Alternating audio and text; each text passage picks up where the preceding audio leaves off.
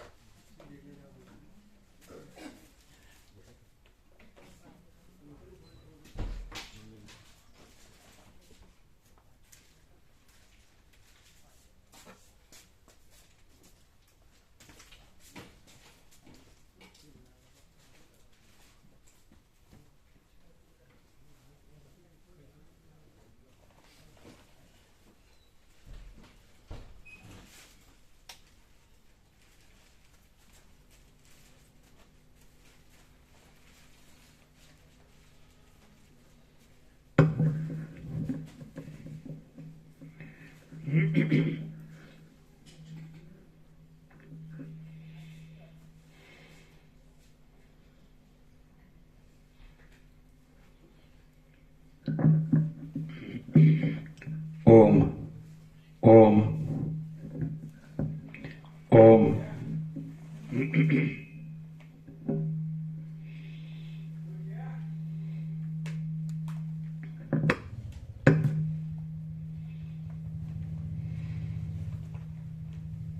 ये बराबर है क्या?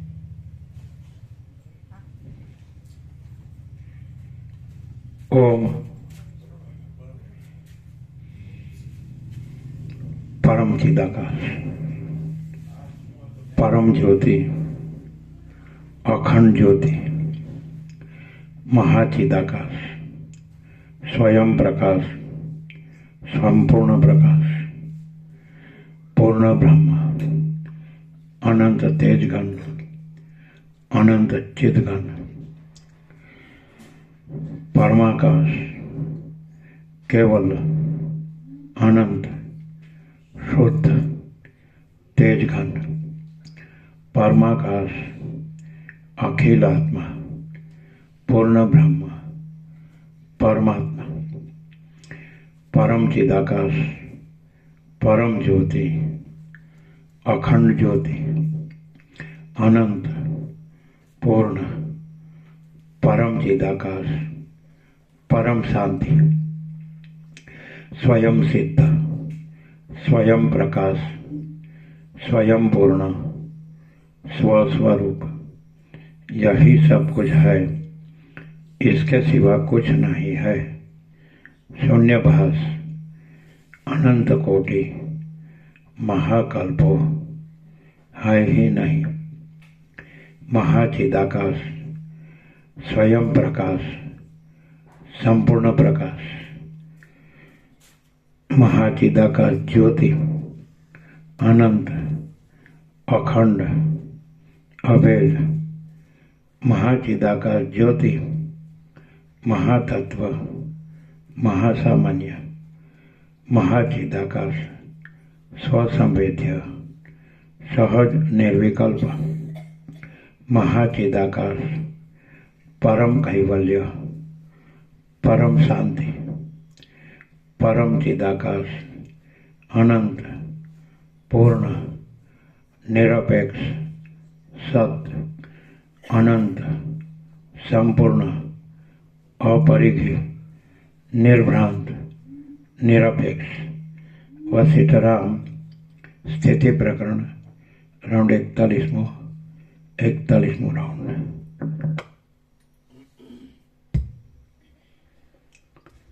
આદ્ય પરબ્રહ્મ સદગુરુ દેવ કી જય. ઓમ શ્રી પરમાત્મને નમઃ. સદગ્રંથોમાં શિરોમણી શ્રી યોગવાસિષ્ઠ મહારામાયણ સ્થિતિ પ્રકરણ સર્ગ 40મો. જીવ અને ઉપાધિનું બ્રહ્મપણું. Page number 492. પેજ નંબર 492, સર્ગ 40મો. જીવ અને ઉપાધિનું બ્રહ્મપણું. આ 40મા સર્ગમાં ઉપાધિઓને લીધે જીવોની ઉત્પત્તિ થયાનું અને જીવોના તથા ઉપાધિઓના બ્રહ્મપણાનું વિસ્તારથી નિરૂપણ કરવામાં આવશે. આ 40મા સર્ગમાં ઉપાધિઓને લીધે જીવોની ઉત્પત્તિ થયાનું અને જીવોના તથા ઉપાધિઓના બ્રહ્મપણાનું વિસ્તારથી નિરૂપણ કરવામાં આવશે. 492, સર્ગ 40મો. રામ બોલ્યા, હે પ્રભુ, બ્રહ્મના સ્વરૂપમાંથી આ જીવોની ઉત્પત્તિ કેમ થઈ છે? એ ઉત્પત્તિ કેટલા પ્રમાણવાળી છે અને કેવા પ્રકારની છે એ આપ વિસ્તારથી કહો. વશિષ્ઠ બોલ્યા, હે મહાબાહુ, આ વિચિત્ર પ્રાણીઓની જાતિઓ જે રીતે ઉત્પન્ન થાય છે, જે રીતે નાશ પામે છે અને જે રીતે મુક્ત થાય છે, જે રીતે વધે છે અને જે રીતે તિરોહિત થઈ રહે છે, તે સંબંધમાં હું સંક્ષેપથી તમારી પાસે કહું છું. હે નિષ્પાપ, તમે તે સાંભળો. નિર્મળ પરબ્રહ્મ સંબંધી ચૈતન્ય શક્તિ પોતાનામાં રહેલી વાસનાઓના અનિયમિત જાગવારૂપ યદ ઈચ્છાથી કલ્પના કરવા લાગતા પોતે સર્વશક્તિમાન હોવાને લીધે પ્રથમ ભવિષ્ય આકારોના સૂક્ષ્મ સ્ફુરણ રૂપે ગોઠવાય છે. એ સૂક્ષ્મ સ્ફુરણ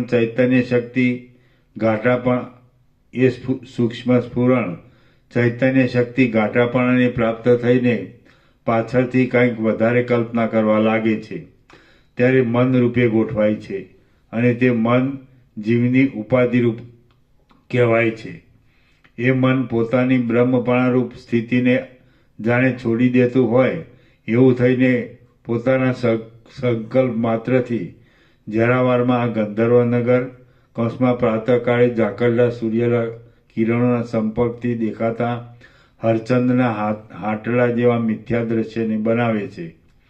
આ બનાવના આરંભમાં ચૈતન્ય સ્વયં પ્રકાશ હોવા છતાં પણ શૂન્ય જેવું પ્રતીત થાય છે અને તેવી આસ્થાવાળું જ રહીને અનુભવમાં આવતા જ એ જ આકાશ કહેવાય છે. મનરૂપ ચૈતન્ય પોતાની અંદર પોતે જ બનાવેલા એ આકાશમાં બ્રહ્માનો સંકલ્પ કરીને પોતે જ બ્રહ્મા થયેલું દેખે છે અને તે બ્રહ્મા દક્ષ આદિ પ્રજાપતિઓ સહિત જગતની કલ્પના કરે છે. હે રામ, 14 લોકમાં રહેનારા અનેક પ્રાણીઓના કોલાહલોથી ગુગવતી આ સૃષ્ટિ એ રીતે મનની જ બનાવેલી છે. મનરૂપ જ છે, પોતાની સત્તાથી રહિત છે, સંકલ્પથી ઉઠેલી નગરી જેવી છે, ભ્રાંતિ માત્ર જ છે અને અધિષ્ઠાનથી કાંઈ પણ જુદી પડે એમ નથી.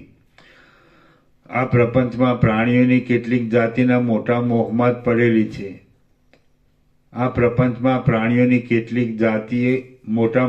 પડેલી છે. કેટલાક પ્રાણીઓને જ્ઞાન પણ પ્રાપ્ત થયું છે અને કેટલાક પ્રાણીઓ મોક્ષને માટે યત્ન કરવા છતાં પણ વૈરાગ્યની દ્રઢતા નહીં હોવાને લીધે વારંવાર વચમાં જ ભ્રષ્ટ થઈ જાય છે. પૃથ્વીમાં રહેનારી પ્રાણીઓની સઘળી જાતિઓમાં જે મનુષ્ય જાતિ છે તે બ્રહ્મ વિદ્યાના ઉપદેશનું પાત્ર છે, કારણ કે એ જાતિ ઘણી ચિંતાવાળી છે, દુઃખોથી ઘેરાયેલી છે અને મોહથી, દ્વેષથી તથા ભયથી આતુર છે. આથી તેને વૈરાગ્ય ઉત્પન્ન થવાનો સંભવ છે. એ મનુષ્ય જાતિમાં તમોગુણવાળા મનુષ્યો તો ઉપદેશને પાત્ર જ નથી, એટલા માટે તેમના નિરૂપણને છોડી દઈ દે. રજોગુણવાળા તથા સત્વગુણવાળા મનુષ્યોનું આગળ જતા નિરૂપણ કરીશ. વળી જે પરબ્રહ્મ આદિથી, અંતથી તથા ભ્રાંતિથી રહિત છે, સર્વવ્યાપક છે અને નિર્દોષ છે, તે જે રીતે જીવરૂપ થયું છે તે પ્રકારે પણ ત્યાં જ કહીશ. જેમ નિશ્ચળ મહાસાગરના એક પ્રદેશમાં તરંગો રૂપે ચંચળતા થાય છે, તેમ અવિચળ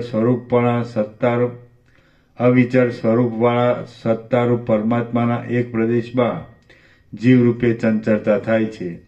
તે શી રીતે ઘાટી થાય છે તે પણ તે પ્રકરણમાં જ કહેવામાં આવશે. રામ બોલ્યા, હે મહારાજ, પરમાત્મા અખંડ છે અને પૂર્ણ છે, તો તેમાં પ્રદેશનું હોવાપણું સંભેદ કેમ? એ પરમાત્મામાં વિકારનો સંભવ અને બીજા પદાર્થનું સંક્રમણ ઘટે જ કેમ? વશિષ્ઠ બોલ્યા, જીવની તથા બ્રહ્મની એકતા વાસ્તવિક છે. તે વિષયમાં શિષ્યોની બુદ્ધિને વ્યુત્પન્ન કરવા માટે આ એક પ્રદેશમાં ચલન થવા આદિ વ્યવહાર શાસ્ત્રમાં કલ્પેલો છે. એટલે વાસ્તવિક રીતે કશો વિરોધ છે જ નહીં. જગત બ્રહ્મરૂપ નિમિત્તથી થયું છે અને બ્રહ્મરૂપ ઉપાદાનથી થયું છે ઇત્યાદિ વચનોની રચના શાસ્ત્રના વ્યવહારને માટે જ છે, પણ વાસ્તવિક નથી. વિકારીપણું, અવયવીપણું, દિશાઓ તથા એક પ્રદેશ ઇત્યાદિ પ્રકારો પ્રત્યક્ષ દેખવામાં આવે છે, તો પણ તેઓ આત્મ સ્વરૂપમાં સંભવતા જ નથી. પરમાત્મામાં ચૈતન્યના પ્રકાશ વિના બીજી કોઈ કલ્પના છે નહીં અને થશે પણ નહીં. થાય છે ત્યારે કાર્ય શબ્દનો અર્થ અને બીજી પણ વ્યવહાર સંબંધી વાતો તથા કલ્પનાઓ તેમાં ક્યાંથી જ આવે? અહીં જે કલ્પના, જે શબ્દ, જે અર્થ અને જે વાક્યો છે તે સગળા બ્રહ્મથી થયેલા છે અને બ્રહ્મમય જ છે. માટે બ્રહ્મથી વ્યતિરિક્ત શૂન્ય અથવા ભિન્ન છે જ નહીં એમ સમજવું. જેમ અગ્નિથી ઉત્પન્ન થયેલો અગ્નિ જ છે, તેમ જે પદાર્થ જેથી ઉત્પન્ન થયો હોય તે જ હોય છે. આ ઉત્પન્ન કરનાર છે અને આ ઉત્પન્ન થયેલો છે, એ બધું તો કેવળ ભેદની કલ્પના કરીને જ કહેવામાં આવે છે. જગતમાં અમુક પદાર્થમાંથી ઉત્પન્ન થયો છે એમ જે વ્યવહાર ચાલે છે તે તો એક પદાર્થમાં પોતાના અનેક રૂપો બનાવવાની જે ક્રિયાશક્તિ છે તેનો જ એક જાતનો ચમત્કાર છે. માટે જે એક પદાર્થ છે તે જ ઉત્પન્ન કરનાર અને ઉત્પન્ન થયેલો એમ બે પ્રકારે ભાસે છે. આ પદાર્થ જુદો છે અને એ પદાર્થ જુદો છે એ રીતનો નામરૂપના વ્યવહારરૂપ શ્રમ તો કેવળ બોલવા માત્રમાં જ છે, પણ પરમાત્મામાં નથી. જો પરમાત્મામાં એ ભેદ હોય તો પરમાત્માનું અખંડપણું તૂટી જાય છે. મન ક્રિયાશક્તિથી ઉત્પન્ન થયું છે અને એ મનની શક્તિથી નામોના વ્યવહાર ચાલે છે અને નામોના વ્યવહારમાં દ્રઢ અભ્યાસ થવાથી જ બીજો જોઈતો વ્યવહાર નિષ્પન્ન થાય છે. જેમ અગ્નિની એક શિખામાંથી બીજી શિખા ઉત્પન્ન થઈ એમ બોલવું એ એક જાતની બોલવાની જ વિચિત્રતા છે, પણ તેના અર્થમાં કાંઈ સત્યતા નથી. તેમ પરમાત્માથી અમુક ઉત્પન્ન થયું અને પરમાત્માએ અમુકને ઉત્પન્ન કર્યું ઇત્યાદિ જે કહેવામાં આવે છે તે એક જાતની બોલવાની જ વિચિત્રતા છે, પણ તેના અર્થમાં કાંઈ પણ સત્યતા નથી. પરમાત્મામાં જન્ય અને જનકની ઉક્તિઓ સંભવતી જ નથી. પરમાત્મા એક જ છે અને પૂર્ણ છે. માટે કયા પદાર્થને ઉત્પન્ન કરે અને કેમ ઉત્પન્ન કરે? એકમાંથી બીજાની અને બીજામાંથી ત્રીજાની ઉત્પત્તિ થવાનું કહેવું એ એક જાતનો વાણીનો સ્વભાવ જ છે. પણ તેમ કહેવાથી મૂળ તત્વમાં કાંઈ ભેદ કે સંખ્યા આદિ પ્રાપ્ત કરી શકાય નહીં. સમુદ્રમાં જોવામાં આવતા કલ્લોલો જેમ સમુદ્ર જ છે, તેમ પરબ્રહ્મમાં જે નામરૂપો જોવામાં આવે છે તે બ્રહ્મ છે એમ વિદ્વાનોએ નિશ્ચય કર્યો છે. જીવ બ્રહ્મ છે, મન બ્રહ્મ છે, બુદ્ધિની વૃત્તિઓ બ્રહ્મ છે, સઘળા પદાર્થો બ્રહ્મ છે, તે પદાર્થોના નામો બ્રહ્મ છે, ઈશ્વર બ્રહ્મ છે અને અહંકાર તથા પાંચ ભૂત આદિ તત્વો પણ બ્રહ્મ છે. આ સઘળું જગત બ્રહ્મ છે અને તે છતાં જેમ દોરડીથી સર્પ ન્યારો છે તેમ બ્રહ્મ જગતથી ન્યારું છે. દોરડી સર્પથી ન્યારી છે. દોરડી સર્પથી ન્યારી છે તેમ બ્રહ્મ જગતથી ન્યારું છે. અધિષ્ઠાનનું દ્રષ્ટાંત એટલે અધિષ્ઠાન જ લેવાય.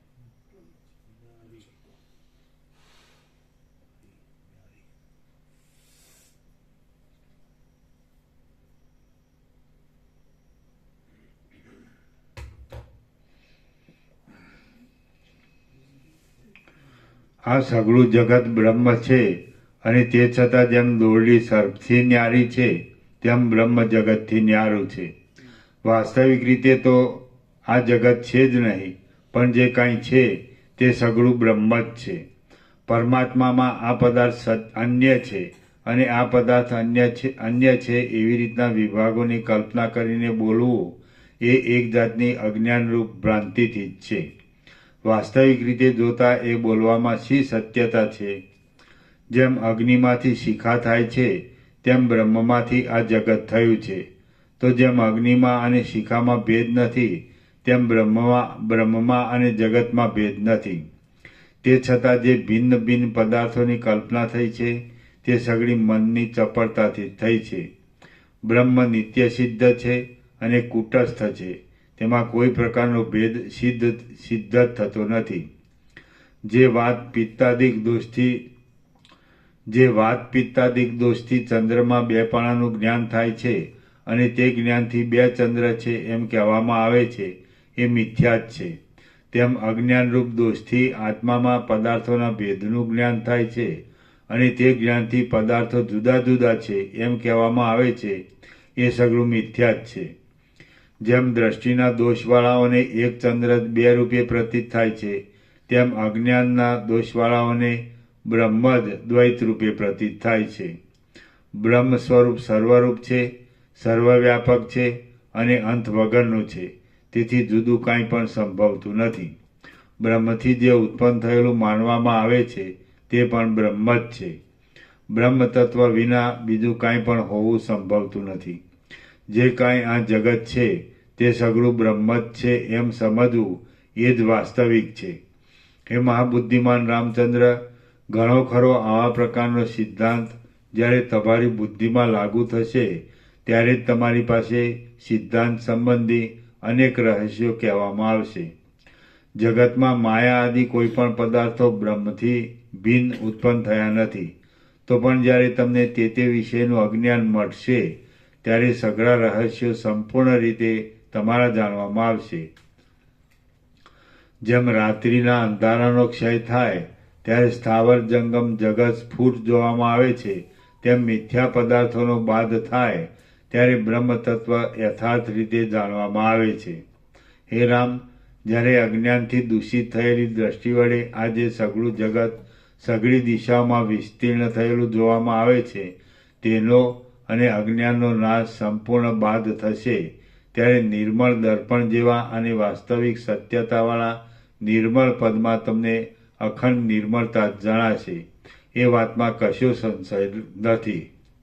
શ્રી યોગ વાસિષ્ઠ મહારામાયણમાં સ્થિતિ પ્રકરણનો બ્રહ્મ વૈદમ સર્વમ જગદિતિ પ્રતિપાદન નામનો સર્ગ 40મો સમાપ્ત. સર્ગ 41મો. અનિર્વચનીય માયા અવિચારણીય અને ટાળવા યોગ્ય છે. આ 41મા સર્ગમાં સ્ફુરણ અથવા કલ્પના આદિ વિશેષોનું મૂળ માયા જ છે અને તે માયા અનિર્વચનીય છે, ટાળી નાખવા યોગ્ય છે અને ક્યાંથી આવી એમ વિચારવા યોગ્ય નથી એટલું કહેવામાં આવશે. રામ બોલ્યા, હે બ્રહ્મન, શીતળ, નિર્મળ, પ્રકાશમાન, અત્યંત ગંભીર અને ક્ષીરસાગરના પેઠે જેવી આપની વિચિત્ર યુક્તિઓથી હું ક્ષણ માત્રમાં અંધારામાં પડેલા જેવો થઈ જાઉં છું અને ક્ષણ માત્રમાં અજવાળામાં આવેલા જેવો થઈ જાઉં છું. જેમ ચોમાસામાં વાદળાઓ આમ તેમ ફરવાથી દિવસ જરાવારમાં અંધારાવાળો અને જરાવારમાં પ્રકાશવાળો થઈ જાય છે તેમ હું પણ આપના વચનોના અભિપ્રાયને કંઈક સમજું છું ત્યારે પ્રકાશવાળો થઈ જાઉં છું અને તે વચનોમાં પરસ્પર વિરોધ આવવાને લીધે સંશયમાં પડી જાઉં છું ત્યારે અંધારાવાળો થઈ જાઉં છું. પરમાત્મા અનંત છે, કોઈ પ્રમાણોના માપમાં આવે એમ નથી પૂર્ણ છે, એક છે, સર્વદા સ્વયં પ્રકાશ છે અને તેનો પરમાર્થ પ્રકાશ કદી પણ બંધ પડે નહીં એવો છે. તેમાં માપમાં આવે એવા આ જગતની કલ્પનારૂપ વિકાર કેમ આવ્યો એ સંશયમાં હજી હું ગૂંચવાયા કરું છું. વશિષ્ઠ બોલ્યા, હે રામ, આજે તમને વ્યામોહ થાય છે તે મારા વાક્યોમાં દોષ હોવાથી થતો નથી, પણ મારા વાક્યોનું તાત્પર્ય નહીં સમજવારૂપ તમારા દોષથી થાય છે. મારા સઘળા વાક્યો યથાર્થ છે, મુખ્ય વિષયના આદિ દોષોવાળા પણ નથી, મુખ્ય વિષયના સંબંધ વગરના નથી અને આગળ પાછળના વિરોધવાળા પણ નથી. જ્યારે તમારા જ્ઞાનચક્ષુ નિર્મળ થશે અને બોધનો ઉદય વિસ્તીર્ણ થશે, ત્યારે તમે સ્વચ્છપણાથી મારા વાક્યો તથા મારા વિચારો બીજાઓના વાક્યોથી તથા વિચારોથી કેટલા પ્રબળ છે એ સંપૂર્ણ રીતે જાણશો. બ્રહ્મના એક દેશમાં માયા છે અને તે માયાથી બ્રહ્મમાં આ જગત થયું છે ઇત્યાદિ મારા વાક્યનો સંદર્ભ સાંભળી તમે ભ્રાંતિમાં પડી જાઓ છો, પણ ભ્રાંતિમાં પડો નહીં. કારણ કે શિષ્યને ખરા શાસ્ત્રાર્થની સમજણના માર્ગે ચડાવવા સારું કેટલીય એવી કલ્પિત વાતો પણ કરવી પડે છે. કલ્પિત વાતો અકલ્પિત સાચો પદાર્થ જણાવવા ઉપાયરૂપ થાય છે. એટલા માટે પ્રક્રિયામાં એવી કેટલીક કલ્પિત વાતોની ગરબડ ચલાવવી પડે છે. જ્યારે તમે સત્ય તથા અત્યંત નિર્મળ પરબ્રહ્મને જાણશો, ત્યારે તમને માયાની તથા જગતની કાંઈ પણ ગરબડ સ્વરૂપમાં પ્રતીત થશે નહીં. માયા તથા જગત અવિદ્યમાન છતાં પણ હજી સુધી તમારા મનમાં ઘૂમ્યા કરે છે, તો એ ટાળી નાખી તમારા મનમાં સાચી સમજણ ઠસાવવા માટે માયાનું અને જગતનું સ્વરૂપ કહેવાની જરૂર છે. અને તેથી તે કહેવાને માટે જ મારે આ પ્રપંચ કરવો પડે છે. તમને બ્રહ્મમાં ભેદ હોવાની શંકા થાય છે. જ્યાં સુધી દ્વૈતનો અધ્યારોપ ન સમજાયો હોય ત્યાં સુધી તેનો અપવાદ સમજાતો નથી. તો અધ્યારોપ કરવાને માટે જ બ્રહ્મમાં માયા તથા જગત હોવા વિશેનો આ વાક્યરૂપ પ્રપંચ મેં ઉઠાવેલો છે. ઉપદેશના સમયમાં કાચા શિષ્યની પાસે પ્રક્રિયારૂપે આવી કલ્પિત વાતો કર્યા વિના છૂટકો જ નહીં. જો કે વિદ્વાનોની દ્રષ્ટિથી માયા કે જગત કાંઈ છે જ નહીં. આત્મામાં માયા, વાસના, કર્મ કે કલ્પના કાંઈ છે જ નહીં અને અત્યંત શુદ્ધ જે પરબ્રહ્મ છે તે જ આ જગત છે. એ વાત વિચિત્ર રૂપવાળી ઘણી ઘણી યુક્તિઓથી સિદ્ધાંતના સમયમાં તમને વિસ્તારપૂર્વક કહેવાની છે. પણ હે નિષ્પાપ, હમણાં તો બ્રહ્મમાં માયા હોવાનો સ્વીકાર કરીને આગળ વાત ચલાવું છું. માયા અને માયાથી થયેલું જગત ખોટા છે, છતાં પણ પરસ્પરની સહાયતાથી તેઓ બહુ જામી ગયા છે. તેમને તોડવાનું તથા તોડવાના સાધનોમાં યત્ન કરવાનું હમણાં ચલાવેલી પ્રક્રિયા વિના બની શકે એમ નથી. હે રામ, પિશાચની સ્થિતિનું વર્ણન આપીએ ત્યારે જ પિશાચોનો અભાવ બાળકના મનમાં ઠસાવી શકાય છે. ખોટા પદાર્થોને નષ્ટ કરવામાં ખોટા ઉપાયની જરૂર છે. જેમ અસ્ત્રથી અસ્ત્ર શાંત થાય છે, મેલથી મેલ ધોવાય છે, ઝેરથી ઝેર ઉતરી જાય છે અને શત્રુથી શત્રુ હણાય છે, તેમ ખોટા સાધનોથી જ ખોટી માયા ટળે છે. હે રામ, જો કે કલ્પિત પ્રક્રિયારૂપ ઉપદેશ પણ એક જાતનું માયાનું સ્વરૂપ જ છે, તો પણ એ સ્વરૂપ એવું ઉત્તમ છે કે તે પોતાના નાશનો ઉદ્યમ કરાવવાની ઈચ્છાથી જ્ઞાનની માગણી કરે છે અને તે જ્ઞાન સઘળા દોષોને હરે છે. હે રામ, આ જગતરૂપે અનુભવમાં આવતી માયા પોતાના નાશથી હર્ષ આપે એવી છે. આ માયાનો સ્વભાવ જાણી શકાતો નથી, કારણ કે સૂક્ષ્મ દ્રષ્ટિથી જોવા લાગીએ ત્યાં તરત જ એ જતી રહે છે. એ જગતરૂપ માયા વિવેકને ઢાંકી દે છે, બીજા અનેક જગતોને ઉત્પન્ન કરે છે અને તે છતાં એ કેવી છે એમ જણાતી નથી. એ ભારે આશ્ચર્ય તો જુઓ. આ માયા પરીક્ષા ન કરીએ ત્યાં સુધી સ્ફુર્યા કરે છે, પરીક્ષા કરીએ કે તરત જ નષ્ટ થઈ જાય છે અને જાણી ન હોય ત્યાં સુધી સાચી રહીને મસ્તી કર્યા કરે છે. અહો, સંસારના બંધનરૂપ આ માયા ખોટી હોવા છતાં પણ અત્યંત સાચી હોય એમ લાગે છે અને વળી આપણા જ્ઞાનને તોડી નાખે છે. માટે બહુ વિચિત્ર છે. આ સંસાર સંબંધી માયા જે અત્યંત ભેદ વગરના આત્મ સ્વરૂપમાં જીવ તથા દેહ આદિ ભારે ભેદને વિસ્તારી દે છે. એટલે ભેદને લીધે આત્મા પુરુષોત્તમ કહેવાય છે. જગતરૂપ ક્ષર પુરુષ તથા જીવરૂપ અક્ષર પુરુષ ન હોય તો આત્મા પુરુષોત્તમ જ કેમ કહેવાય? આ માયા વાસ્તવિક રીતે છે જ નહીં. એવી ભાવનાને દ્રઢ કરી જ્યારે તમે તત્વવેત્તા થઈને સ્વરૂપને પ્રાપ્ત થશો ત્યારે જ આ મારા કહેવાનો આશય તમારા જાણવામાં આવશે. જ્યાં સુધી તમને પાકો બોધ થયો નથી ત્યાં સુધી તમે મારા વચન ઉપર જ વિશ્વાસ રાખીને માયા છે જ નહીં એવો ભારે તથા અવિચળ નિશ્ચય રાખો. આ જગતરૂપ જે મોટી કલ્પના નજરે આવે છે તે મિથ્યા જ છે અને તે કેવળ મનની લીલારૂપ છે. જે કાંઈ છે તે બ્રહ્મ જ છે એવો જેના મનમાં પરોક્ષ નિશ્ચય હોય તેને પણ મુક્તિની પ્રાપ્તિ થાય છે. આ દેહાદિ બાહ્ય આકારો છે અને તેઓથી હું બંધાયો છું એવી જે ભાવના છે તે સર્વ જગતમાં સર્વ જીવોને બાંધવાની જાળરૂપ છે. આ જગત બ્રહ્મરૂપ જ છે અથવા આ જગત ખોટું જ છે. એ બે નિશ્ચયમાંથી એક નિશ્ચયને દ્રઢ રાખીને આસક્તિ રહિત થયેલો જે પુરુષ જગતને સ્વપ્ન જેવું અને ભ્રાંતિ માત્ર જ જાણે છે તે પુરુષ દુઃખમાં ડૂબી જતો નથી. આ મિથ્યાભૂત દેહ ઇન્દ્રિય આદિની ભાવનાઓમાં જેને અહમ બુદ્ધિ હોય છે તે પુરુષ વાસ્તવિક રીતે પોતે પરબ્રહ્મ છતાં પણ અવિદ્યામાં ગોથા ખાયા કરે છે. જેમ મહાસાગરના જળમાં રજના કણો છે જ નહીં તેમ વ્યાપક પરમાત્મામાં વિકારીપણું આદિ કોઈ દોષો છે જ નહીં. જગતના વિષયમાં જે નામોની તથા રૂપોની ભાવના જોવામાં આવે છે તે વ્યવહારને માટે જ કલ્પાયેલી છે, માટે આત્માથી જુદી નથી. જેમ તંતુઓ વગરના વસ્ત્રોની સ્થિતિ થતી નથી તેમ નામરૂપોના કલ્પિત વ્યવહાર વિના ઉપદેશાત્મક શાસ્ત્રોની સ્થિતિ પણ થતી નથી.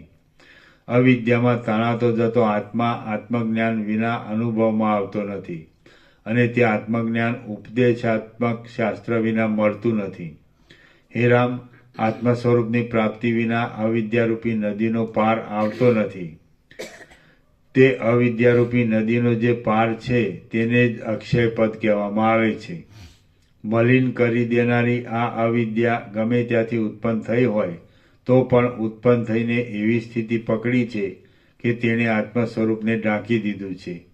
હે રામ, તમે આ અવિદ્યા ક્યાંથી થઈ છે એવો વિચાર રાખો નહીં, પણ એ અવિદ્યાને હું કયા પ્રકારથી હણું એ જ વિચાર રાખો. હે રામ, આ અવિદ્યા ક્ષીણ થઈને અસ્ત પામી જશે ત્યારે એ ક્યાંથી થઈ હતી, શી રીતની હતી અને શી રીતે નષ્ટ થઈ એ સગળું સંપૂર્ણ રીતે તમારા જાણવામાં આવશે. આ અવિદ્યા વાસ્તવિક રીતે છે જ નહીં અને આપણે સૂક્ષ્મ દ્રષ્ટિથી જોતા નથી ત્યાં સુધી તે પ્રતીત થાય છે. માટે એવી ખોટી અને ભ્રાંતિરૂપ અવિદ્યાને સાચી ગણીને તે કોના વંશની છે એમ જાણવાની કયા સમજુ પુરુષને ઈચ્છા થાય અને તે ઈચ્છા શા કારણથી થાય? અવિદ્યાના માવતરની ચિંતા એ તો સ્વપ્નમાં દેખાયેલા પુરુષના માવતરની ચિંતા જેવી વૃથા જ છે. હમણાં તો એ અવિદ્યા ઉત્પન્ન થઈ છે, વિસ્તાર પામેલી છે અને વિસ્તાર પામીને બહુ અડચણ કરે છે એટલો જ નિશ્ચય કરીને બળાત્કારથી તેનો નાશ કરો.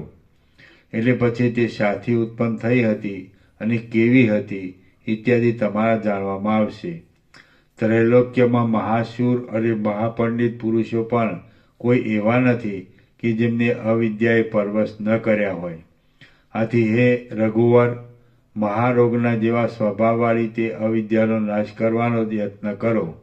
એટલે પછી એ અવિદ્યા તમને ફરીવાર જન્મ સંબંધી દુઃખોમાં નાખશે નહીં. અવિદ્યા સઘળી આપદાઓની મુખ્ય સખી છે, અજ્ઞાનરૂપી વૃક્ષની મંજરીરૂપ છે અને અનર્થોના સમૂહોની માતા છે. એટલા માટે તેને જળમૂળમાંથી ઉખેડી નાખો. ભય, ખેદ, દુષ્ટ ચિંતાઓ, તથા વિપત્તિઓની આપનારી તેમજ જ્ઞાનરૂપી ચક્ષુને મોહરૂપી મોટા પડલના અંકુર જેવી એ અવિદ્યા તમે બળપૂર્વક દૂર હટાવી દો અને સંસારના પારને પ્રાપ્ત થાઓ. શ્રી યોગ વાસિષ્ઠ મહારામાયણમાં સ્થિતિ પ્રકરણનો અવિદ્યા કથન નામનો સર્ગ 41મો સમાપ્ત. સર્ગ 42મો વાસનાના પ્રાબલ્યથી જીવોનો ઉતરવાનો ક્રમ. આ 42મા સર્ગમાં અનંત શક્તિવાળા પરબ્રહ્મમાંથી વાસનાઓના ગાંઠાપણાના ક્રમથી જીવોને ઉત્તરોત્તર ઉતરવાનો ક્રમ કહેવામાં આવશે. વશિષ્ઠ બોલ્યા, હે રામ, અવિદ્યારૂપી મોટો રોગ પરીક્ષા કરવા માત્રથી નાશ પામી જાય એવો છે. તે ખોટો હોવા છતાં પણ અતિવૃદ્ધિ પામે છે. તેનું હું પરીક્ષારૂપ ઔષધ કહું છું, તે તમે સાંભળો. હે રામ, મનના બળનો વિચાર કરાવવા માટે મેં પ્રથમ મનુષ્યની રાજસ તથા સાત્વિક જાતિઓ કહેવાનું પણ સ્વીકાર્યું છે. તે પ્રસંગને લગતો જ આ પ્રસંગ છે. પરમ સુખ સ્વરૂપ જે બ્રહ્મ છે તે સર્વવ્યાપક છે, કલંકોથી રહિત છે, અપાર છે, જન્મ રહિત છે, પ્રકાશિત ચૈતન્યરૂપ છે અને ભ્રાંતિ રહિત છે. જેમ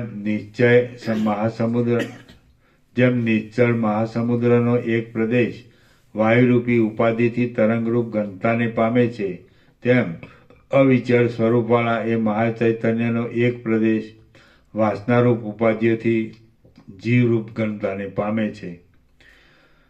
જેમ સમુદ્રની અંદરનું ભરપૂર જળ એકાદ પ્રદેશમાં નિશ્ચળ રહે છે અને એકાદ પ્રદેશમાં ચલાયમાન થાય છે, તેમ સર્વશક્તિઓવાળું મહાચૈતન્ય સર્વદા નિશ્ચળ જ રહે છે અને કોઈ પ્રદેશમાં ચલાયમાન પણ થાય છે. જેમ પવન પોતાનાથી જ ભરપૂર રહેલા આકાશની અંદર પોતાની શક્તિથી પોતાના એક પ્રદેશમાં પોતે જ ચલિત થાય છે, તેમ સર્વવ્યાપક મહાચૈતન્ય પોતાની શક્તિથી જ પોતાના એક પ્રદેશમાં પોતે જ ચલિત થાય છે. જેમ નિશ્ચળ દીવો પોતાની શિખાની ક્રિયારૂપ શક્તિને લીધે ઊંચા પ્રદેશમાં આવે છે, તેમ સઘળી શક્તિઓવાળું મહાચૈતન્ય પોતાની માયા શક્તિને લીધે એક પ્રદેશમાં જીવરૂપ થાય છે. જેમ સમુદ્ર તડકા આદિના સંબંધને લીધે ચળકતા પોતાના જળના એક પ્રદેશમાં ચંચળ જેવો જણાય છે, તેમ મહાચૈતન્ય વાસનાના સંબંધને લીધે સ્ફુરણ પામેલા પોતાના એક કલ્પિત પ્રદેશમાં જાણે જીવરૂપે ચલિત થઈ હોય એમ જણાય છે. જેમ મહાચૈતન્યનો એક કલ્પિત ભાગ સૂર્યના કિરણોનો પ્રકાશ પડવાથી સુવર્ણમય જેવો જણાય છે, તેમ મહાચૈતન્યનો એક કલ્પિત ભાગ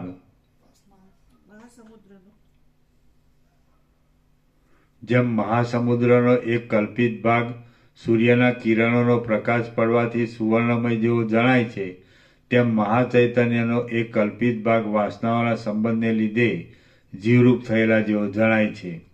જેમ નિરાકાર આકાશમાં કોઈ સમયે બાળકને તે આકાશનો જ એક પ્રદેશ મોતીરૂપ થયેલો પ્રતીત થાય છે, તેમ નિર્વિકાર મહાચૈતન્યમાં પ્રાચીન વાસનાઓના ઉદ્બોધનને સમયે તે મહાચૈતન્યનો જ એક પ્રદેશ જીવરૂપ થયેલા જેવો ભાસે છે.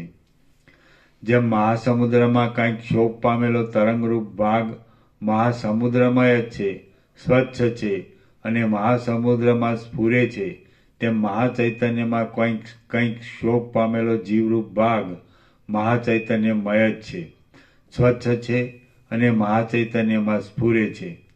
જેમ સોયના નાકામાં આવેલો સૂર્યનો પ્રકાશ મોટા વ્યાપક પ્રકાશથી અભિન્ન છતાં પણ નાકારૂપ ઉપાધિને લીધે ભિન્ન જેવો થઈને રહે છે, તેમ અવિદ્યારૂપી ઉપાધિમાં આવેલો મહાચૈતન્યના એક ભાગરૂપ જીવ મહાચૈતન્યથી અભિન્ન છતાં પણ અવિદ્યારૂપ ઉપાધિને લીધે ભિન્ન જેવો થઈને રહે છે. એ મહાચૈતન્ય સર્વ શક્તિઓવાળો હોવાને લીધે ક્ષણ માત્રમાં જીવ શક્તિ રૂપે સ્ફુરે છે અને જેમ ચંદ્રની કળા પોતાના સ્વભાવરૂપ શીતળપણાને જાગ્રત કરે છે, તેમ મહાચૈતન્ય પોતાના સ્વભાવરૂપ જીવ શક્તિને જાગ્રત પણ કરે છે. પરમાત્મામાંથી ઉદય પામેલી એ જીવરૂપ ચૈતન્ય શક્તિ પોતાની સખીઓ જેવી દેશ શક્તિ, કાળ શક્તિ અને ક્રિયાશક્તિને પણ પોતાની સાથે જ ખેંચે છે. દેશ શક્તિ, કાર શક્તિ અને ક્રિયા શક્તિ એમનો પ્રાદુર્ભાવ પણ જીવ શક્તિની સાથે થાય છે.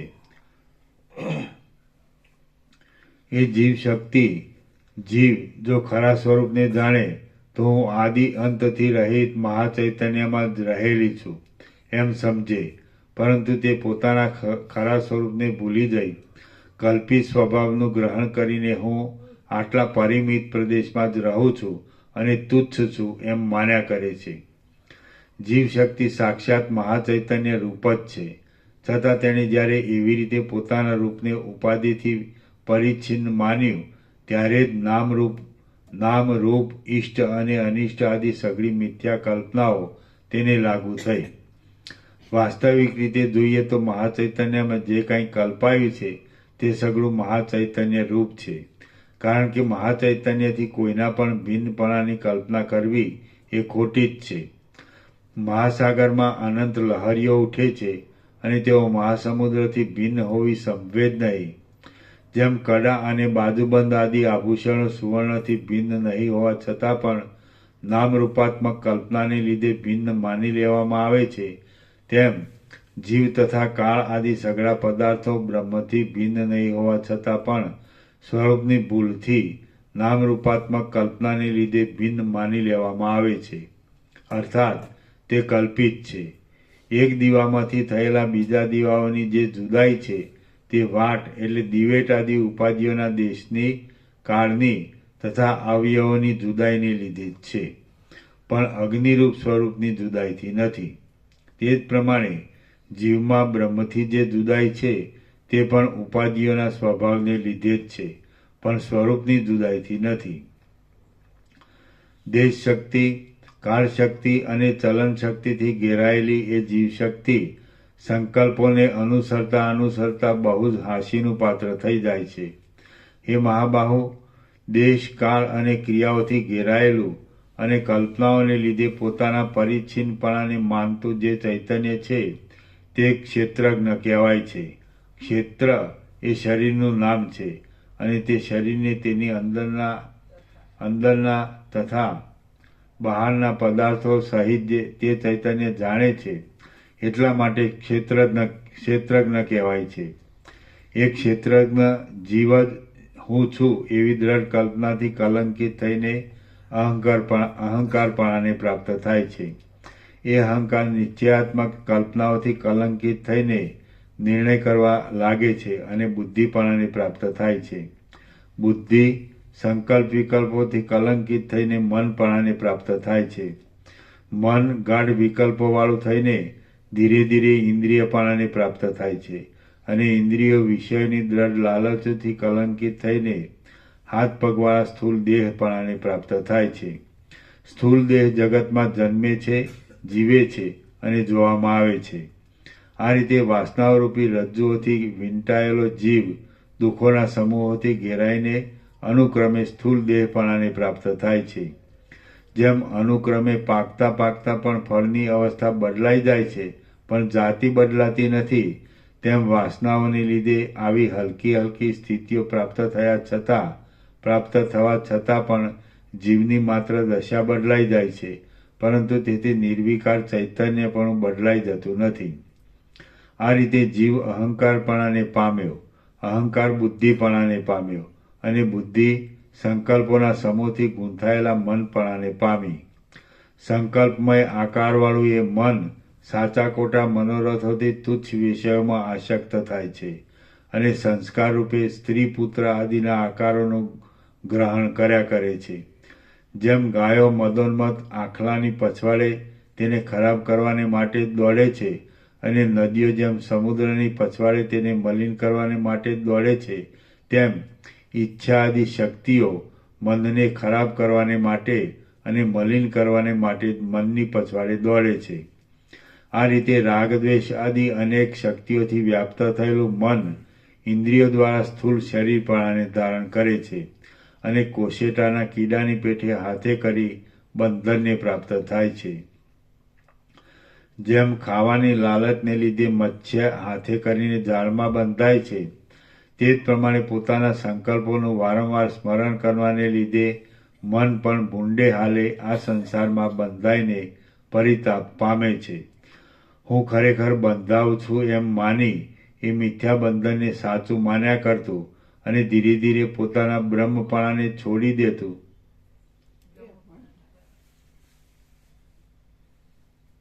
હું ખરેખર બંધાઉં છું એમ માની એ મિથ્યા બંધનને સાચું માન્યા કરતું અને ધીરે ધીરે પોતાના બ્રહ્મપણાને છોડી દેતું એ મન પોતાની અંદરના જગતરૂપી જંગલમાં અનેક પ્રકારની ભ્રાંતિરૂપ રાક્ષસીને ઉત્પન્ન કરે છે. પોતે ધારેલા શબ્દ સ્પર્શાદિક વિષયરૂપી અગ્નિઓની રાગદ્વેષાદિક જ્વાળાઓની અંદર પડીને તે સાંકળથી બંધાયેલા સિંહની પેઠે અત્યંત પરવશ થાય છે. વાસનાઓને લીધે તે પોતામાં વિચિત્ર કાર્યોના કર્તાપણાનું સંપાદન કરે છે અને પોતાની ઈચ્છા માત્રથી રચાયેલી અનેક દશાઓમાં પડ્યા કરે છે. એ જ પદાર્થશાસ્ત્રના કોઈ સ્થળમાં મન કહેવાય છે, કોઈ સ્થળમાં બુદ્ધિ કહેવાય છે, કોઈ સ્થળમાં જ્ઞાન કહેવાય છે, કોઈ સ્થળમાં ક્રિયા કહેવાય છે, કોઈ સ્થળમાં અહંકાર કહેવાય છે અને કોઈ સ્થળમાં લિંગ શરીર કહેવાય છે. કોઈ સ્થળમાં તે પ્રકૃતિ કહેવાય છે, કોઈ સ્થળમાં તે માયા કહેવાય છે, કોઈ સ્થળમાં તે મળ કહેવાય છે અને કોઈ સ્થળમાં તે કર્મ કહેવાય છે.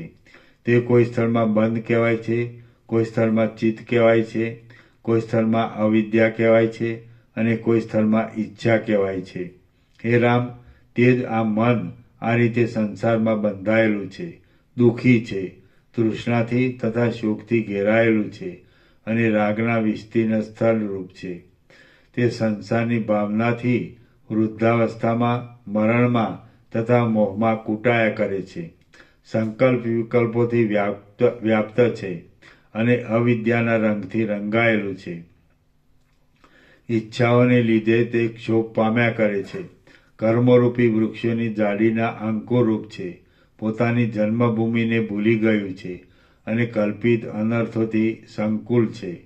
કોશેટાના જીવડાની પેઠે તે પોતાની મેળે બંધાયેલું છે. શોકના નિવાસરૂપ થઈ ગયું છે.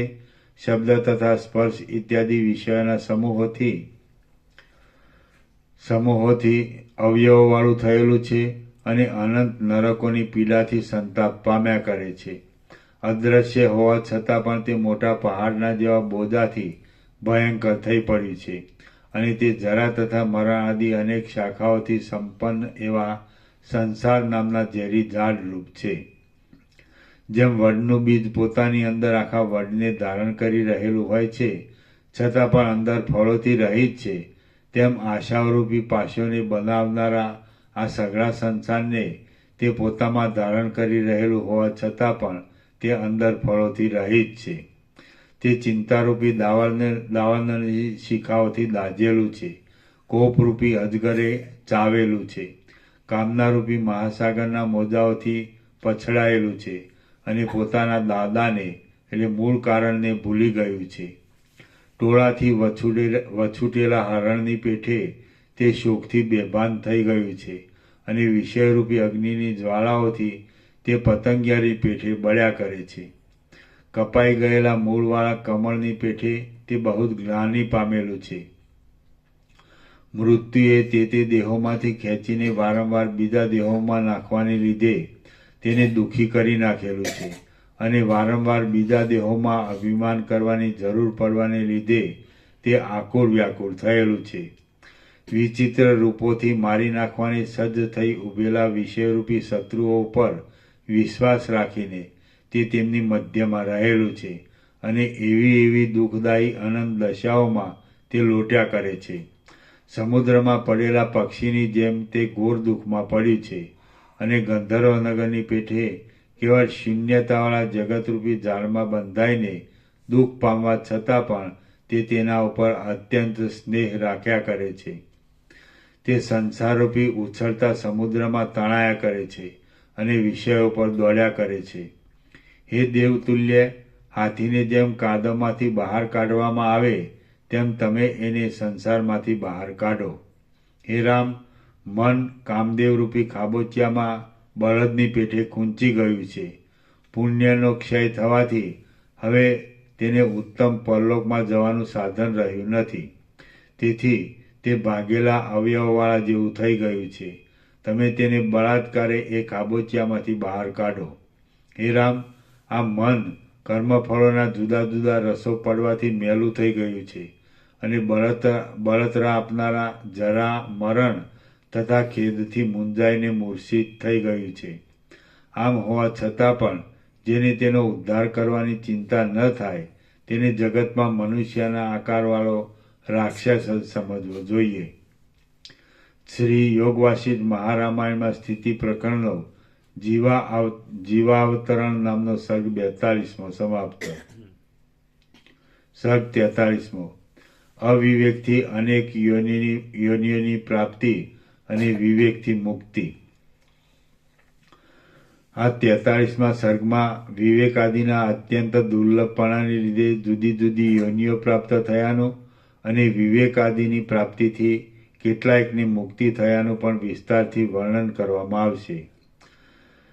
વશિષ્ઠ બોલ્યા, હે રામ, આ પ્રમાણે ચૈતન્યની ઉપાધિને લીધે એક જાતના આવિર્ભાવ રૂપ જીવો થયા અને તેમનામાં પૂર્વની વાસનાઓને લીધે આકારો કલ્પિત થયા.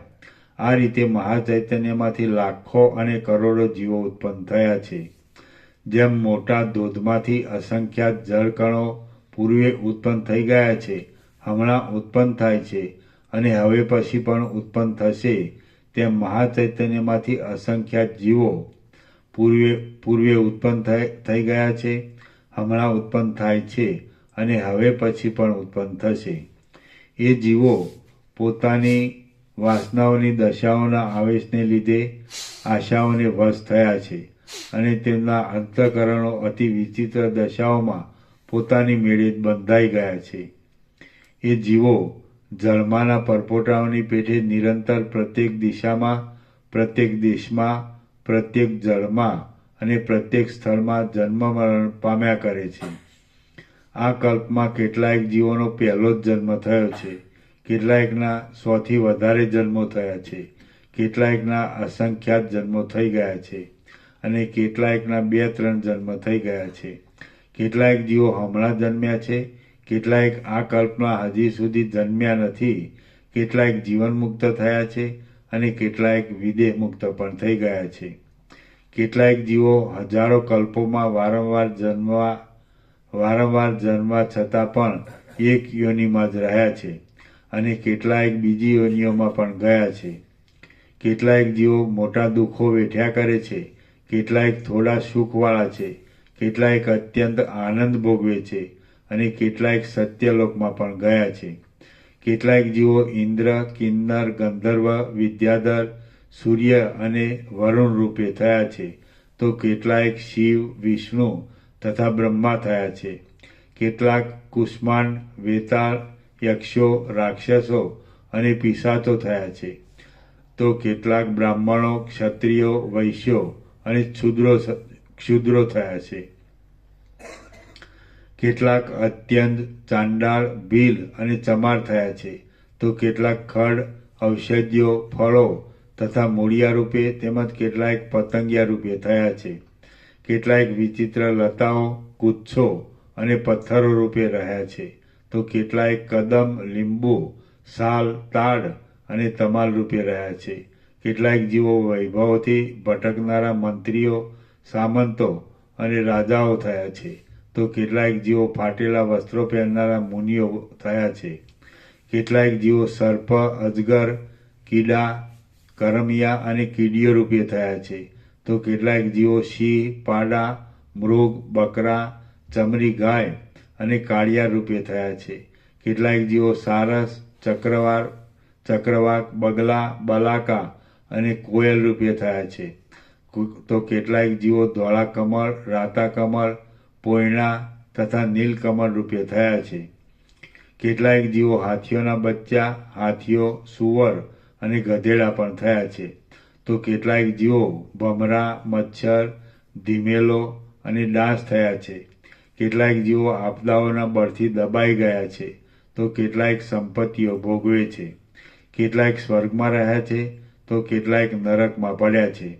કેટલાયક જીવો નક્ષત્રોના ચક્રોમાં રહ્યા છે, તો કેટલાયક વૃક્ષોના છિદ્રોમાં પણ રહ્યા છે. કેટલાયક વાયુભૂત થઈને રહ્યા છે, તો કેટલાયક આકાશમાં રહ્યા છે. કેટલાક જીવો સૂર્યના કિરણોમાં રહ્યા છે, કેટલાક ચંદ્રના કિરણોમાં રહ્યા છે અને કેટલાક ખડ, લતા તથા ગુચ્છોના મીઠા રસોમાં રહ્યા છે.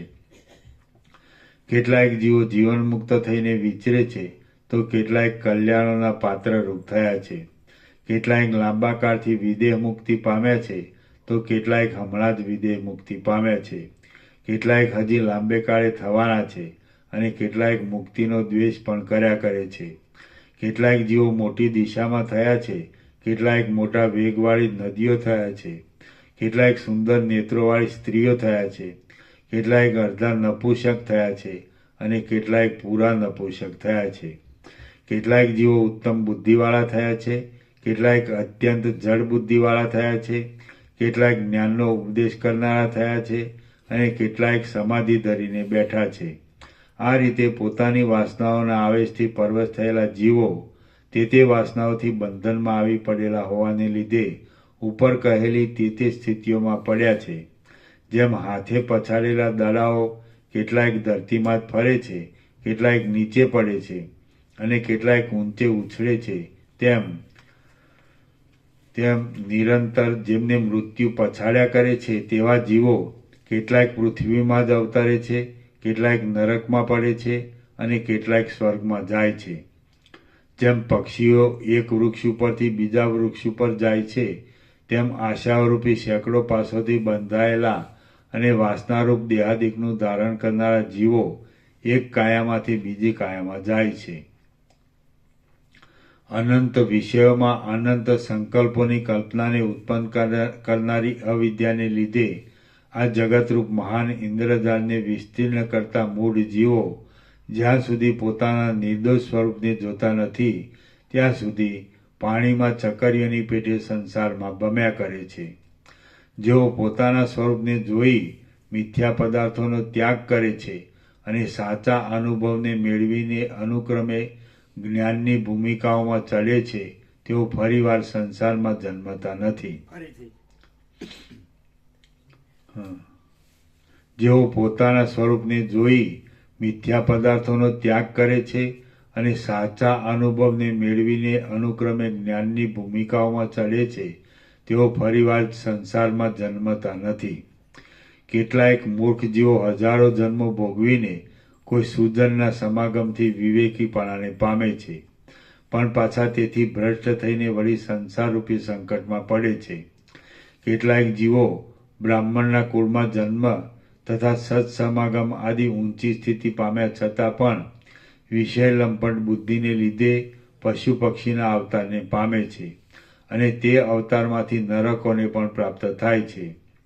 કેટલાક ઊંચી બુદ્ધિવાળા જીવો પરમાત્મામાંથી ઉત્પન્ન થઈને તે જ જન્મમાં તરત જ પાછા પરમાત્મામાં પ્રવેશ કરે છે. કેટલાક ઊંચી બુદ્ધિવાળા જીવો પરમાત્મામાંથી ઉત્પન્ન થઈને તે જ જન્મમાં તરત જ પાછા પરમાત્મામાં પ્રવેશ કરે છે. કેટલાક જીવો પોતાના ઉત્પત્તિ સ્થાનરૂપ બ્રહ્માંડોમાં તથા અન્ય બ્રહ્માંડોમાં બ્રહ્મપણાને પ્રાપ્ત થાય છે. કેટલાક જીવો પોતાના ઉત્પત્તિ સ્થાનરૂપ બ્રહ્માંડોમાં તથા અન્ય બ્રહ્માંડોમાં બ્રહ્માપણાને પ્રાપ્ત થાય છે. કેટલાક વિષ્ણુપણાને પામે છે અને કેટલાક મહાદેવપણાને પામે છે. કેટલાક પશુ પક્ષીપણાને પ્રાપ્ત થાય છે, કેટલાક દેવપણાને પ્રાપ્ત થાય છે અને કેટલાક સર્પપણાને પણ પ્રાપ્ત થાય છે. કેટલાક જેઓમાં પોતે પ્રથમ હોય તેના તે બ્રહ્માંડોમાં અને કેટલાક બીજા બ્રહ્માંડોમાં પણ તે અવતારો પામે છે. હે રામ, બીજા બ્રહ્માંડોની સ્થિતિ પણ આ બ્રહ્માંડના જેવી છે. જેવું આ વિસ્તીર્ણ બ્રહ્માંડ છે તેવા જ કેટલાક બીજા વિસ્તારવાળા બ્રહ્માંડો હમણાં છે, કેટલાક થઈ ગયા છે અને હજી ઘણાય થવાના છે. જુદા જુદા પ્રકારના વિચિત્ર ક્રમોથી અને જુદા જુદા નિમિત્તોથી તે બ્રહ્માંડોની વિચિત્ર સૃષ્ટિઓ પ્રકટ થાય છે અને ફરી પાછી તિરોહિત પણ થઈ જાય છે. એઓમાં કોઈ જીવ ગંધર્વપણાને પ્રાપ્ત થાય છે, કોઈ યક્ષપણાને પ્રાપ્ત થાય છે, કોઈ દેવપણાને પ્રાપ્ત થાય છે અને કોઈ દૈત્યપણાને પ્રાપ્ત થાય છે. લોકો આ બ્રહ્માંડમાં જેવા વ્યવહારથી રહ્યા છે તેવા જ વ્યવહારથી બીજા બ્રહ્માંડોમાં પણ રહે છે, માત્ર તેઓના આકારમાં કાંઈક ફેરફાર હોય છે. પોતપોતાના સ્વભાવના આવેશને લીધે અને એકબીજાની સ્થિતિઓની સ્પર્ધા કરીને કર્મો કરવાને લીધે નદીના મોજાઓની જેમ જીવોની સ્થિતિઓની ઉથલપાથલ થયા કરે છે. નદીના મોજાઓની પેઠે કેટલાક જીવો પ્રકટ થાય છે, કેટલાક તિરોહિત થઈ જાય છે, કેટલાક ઊંચે ચડે છે અને કેટલાક નીચે ઉતરી જાય છે. સઘળા જીવો પ્રત્યક્ષ રીતે બતાવી શકાય નહીં એવા અને પોતે જ પોતાને જાણે એવા છે. તેઓ નિરંતર મહાચૈતન્યમાંથી પોતાનો દેખાવ આપ્યા કરે છે અને મહાચૈતન્યમાં જ વ્યવહાર કરે છે. જેમ પ્રકાશો દીવામાંથી પ્રકટ થઈ તેને કેટલીક વાર રહીને પાછા કાળે કરી દીવામાં જ લય પામે છે, તેમ કિરણો સૂર્યમાંથી પ્રકટ થઈને કેટલીક વાર રહીને પાછા કાળે કરી સૂર્યમાં જ લય પામે છે. જેમ કણો તપાવેલા લોઢામાંથી પ્રકટ થઈ થઈને કેટલીક વાર રહીને પાછા લોઢામાં જ લય પામે છે. જેમ તણખાઓ અગ્નિમાંથી પ્રકટ થઈ થઈને કેટલીક વાર રહીને પાછા અગ્નિમાં જ લય પામે છે. જેમ વિચિત્ર ઋતુઓ કાળમાંથી પ્રકટ થઈ થઈને કેટલીક વાર રહીને પાછી કાળમાં જ લય પામે છે. જેમ સુગંધો પુષ્પમાંથી પ્રકટ થઈ થઈને કેટલીક વાર રહીને પાછા પુષ્પમાં જ લય પામે છે. જેમ તુષારો વરસાદમાંથી પ્રકટ થઈ થઈને કેટલીક વાર રહીને પાછા વરસાદમાં જ લય પામે છે.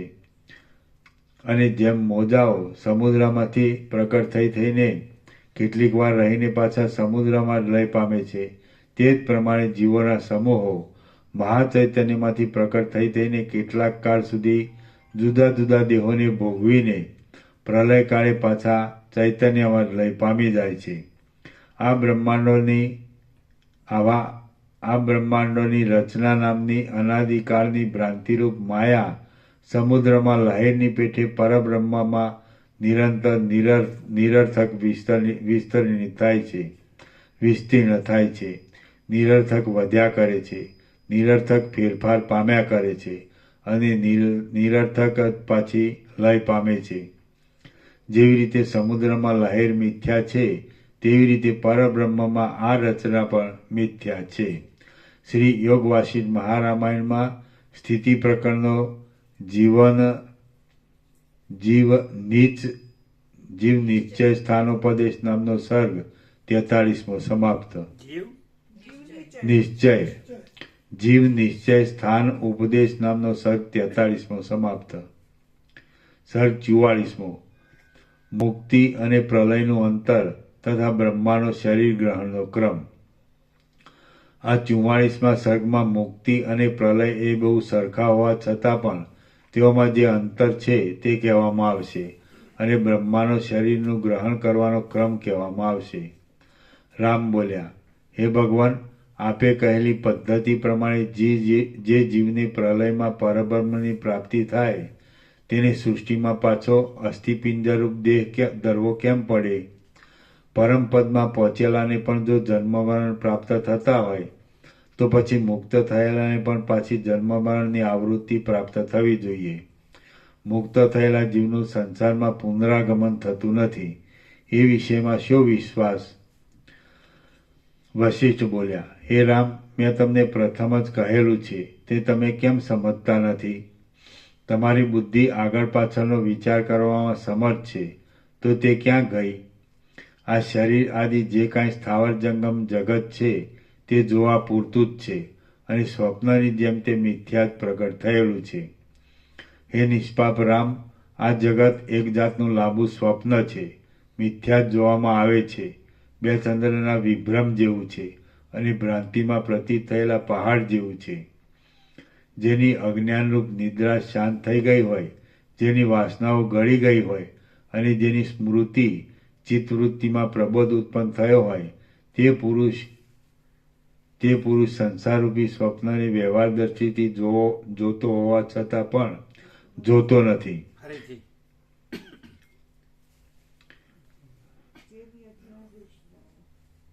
જેની અજ્ઞાનરૂપ નિદ્રા શાંત થઈ ગઈ હોય, જેની વાસનાઓ ગળી ગઈ હોય અને જેની સ્મૃતિ ચિત્તવૃત્તિમાં પ્રબોધ ઉત્પન્ન થયો હોય તે પુરુષ સંસારરૂપી સ્વપ્નને વ્યવહાર દ્રષ્ટિથી જોતો હોવા છતાં પણ જોતો નથી. હે રામ, જ્યાં સુધી મોક્ષપદની પ્રાપ્તિ ન થાય ત્યાં સુધી સ્વભાવથી કલ્પાયેલો સંસાર જીવોના મનની અંદર સર્વદા રહે છે. જેમ પાણીની અંદર ચકરી રહે છે, બીજની અંદર અંકુર રહે છે, અંકુરની અંદર પલ્લવ રહે છે, પલ્લવની અંદર પુષ્પ રહે છે અને પુષ્પની અંદર ફળ રહે છે, તેમ જીવના મનની અંદર દેહ રહે જ છે. મન ઘણા રૂપવાળું હોવાને લીધે મનમાં કલ્પનારૂપ દેહ રહેવાનો સંભવ જ છે. હે રામ, જો કે મનમાં વાસનાઓ રૂપે ઘણા દેહો રહે છે, તો પણ કર્મોના પરિપાકના યોગથી જે સમયે જે દેહ પ્રગટ થવાનો હોય તે સમયે તે દેહનો પ્રતિભાસ થાય છે, પણ સઘળા દેહોનો પ્રતિભાસ થતો નથી. જેમ માટીના પિંડો ગળારૂપ થાય છે, તેમ મન જ તે દેહરૂપ થાય છે. સૃષ્ટિના આરંભમાં એક જીવને ઉત્તમ કર્મોનો પરિપાક પ્રાપ્ત થતાં ઉત્તમ દેહનો પ્રતિભાસ થાય છે. તે જીવ બ્રહ્મા કહેવાય છે અને તેને તેનો દેહ કોઈ કલ્પમાં વિષ્ણુના નાભિકમળરૂપી ઘરમાં રહેલો પ્રતીત થાય છે. જેમ એક મોટી માયામાંથી બીજી માયા પ્રકટ થાય છે, તેમ બ્રહ્માના મોટા સંકલ્પના ક્રમથી આ અપાર સૃષ્ટિ પ્રકટ થયેલી છે. રામ બોલ્યા, હે મહારાજ, એક જીવ મનરૂપ થઈને જે પ્રકારે બ્રહ્મા થયો હોય તે પ્રકાર મને વિસ્તારપૂર્વક તરત કહો. વશિષ્ઠ બોલ્યા, હે રામ, બ્રહ્માએ કેવી રીતે શરીરનું ગ્રહણ કર્યું તે કહું છું, તમે તે સાંભળો. આ એક ઉદાહરણ ઉપરથી સઘળા જગતની સ્થિતિ તમારા જાણવામાં આવશે. દિશા આદિના તથા કાળ આદિના માપ વગરનું બ્રહ્મ તત્વ પોતાની શક્તિને લીધે લીલા માત્રથી દિશાના તથા કાળના માપવાળા જે આકારને ગ્રહણ કરે છે તે જીવ કહેવાય છે. વાસનાઓના આવેશથી ઘેરાયેલો એ જીવ જ માયાની ઉપાધિને સ્વીકારીને સંકલ્પોની કલ્પનાઓમાં તત્પર રહેનારું અને ચપળતાવાળું મન થાય છે. કલ્પનાઓ કરવા લાગતું એ મન પ્રથમ ક્ષણ માત્રમાં પોતાની આકાશરૂપ થવાની ભાવના કરે છે અને તે ભાવના શબ્દના તથા ક્ષોત્રના રૂપને પણ લાગુ પડે છે. આકાશની ભાવનાને પામીને ગાઢું થયેલું મન ગાઢા ચલનના ક્રમથી પોતાની વાયુરૂપ થવાની ભાવના કરે છે અને તે ભાવના સ્પર્શના તથા ત્વચાના રૂપને પણ લાગુ પડે છે. શબ્દ સ્વરૂપવાળું આકાશ અને શબ્દ સ્વરૂપવાળો વાયુ એ બંને જીવના જોવામાં આવતા નથી. તેમની ભાવનાને પ્રાપ્ત થઈને ગાઢું થયેલું મન એમને એકબીજામાં ક્ષોભ પમાડીને અગ્નિની ભાવના કરે છે અને તે ભાવના રૂપના તથા ચક્ષુના સ્વરૂપને પણ લાગુ પડે છે. મન અગ્નિની ભાવનાથી ગાઢું થઈને ક્ષણ માત્રમાં નિર્મળ પ્રકાશની ભાવના કરે છે, એટલે પ્રકાશ વૃદ્ધિ પામે છે. પછી આકાશ, વાયુ તથા અગ્નિ એ તેજ એ ગુણોથી ગાઢાપણાને પામેલું મન જળના શીતળપણાની ભાવના કરે છે અને તે ભાવનાથી તરત અર્ધ ક્ષણમાં તે રસને તથા જીહવાને લાગુ પડતી જળની પ્રતીતિ થાય છે. પછી આકાશના, વાયુના, તેજના તથા જળના ગુણોને પામીને વધારે ગાઢું થયેલું મન પૃથ્વીના ગાઢા સ્વરૂપની ભાવના કરે છે અને તે ભાવનાથી ક્ષણ માત્રમાં જ ગંધને તથા પ્રાણને લાગુ પડતી પૃથ્વી બની જાય છે. તે ભાવનાથી ક્ષણ માત્રમાં જ ગંધને તથા પ્રાણને લાગુ પડતી પૃથ્વી ગંધને તથા ઘ્રાણને લાગુ પડતી પૃથ્વી બની જાય છે. પછી શબ્દ, સ્પર્શ, રૂપ, રસ અને ગંધથી વીંટાયેલું મન પોતાના પાતળાપણાને છોડી દેતા અગ્નિના કણ જેવા અને આકાશમાં સ્ફુરેલા જે રૂપને દેખે છે તે રૂપ લિંગ શરીર અથવા પુરીઅષ્ટક કહેવાય છે. તેમાં કર્મેન્દ્રિય, જ્ઞાનેન્દ્રિય, પાંચ ભૂત, પ્રાણ, મન, અવિદ્યા, કામના તથા કર્મો રહેલા છે. તેમાં અહંકારનો તથા બુદ્ધિનો પણ સમાવેશ થાય છે. તે લિંગ શરીર પોતાના અંશોથી સર્વ પ્રાણીઓના હૃદય કમળમાં બ્રહ્માંડની પેઠે રહેલું માનવામાં આવે છે. એ લિંગ દેહમાં મન તીવ્ર ઉત્કંઠાથી પ્રત્યક્ષ જોવામાં આવે એવા સ્થૂળ દેહની ભાવના કરવા લાગે છે. એટલે તે પાકમાં આવેલા બીલાની જેમ જાડું થઈ જાય છે.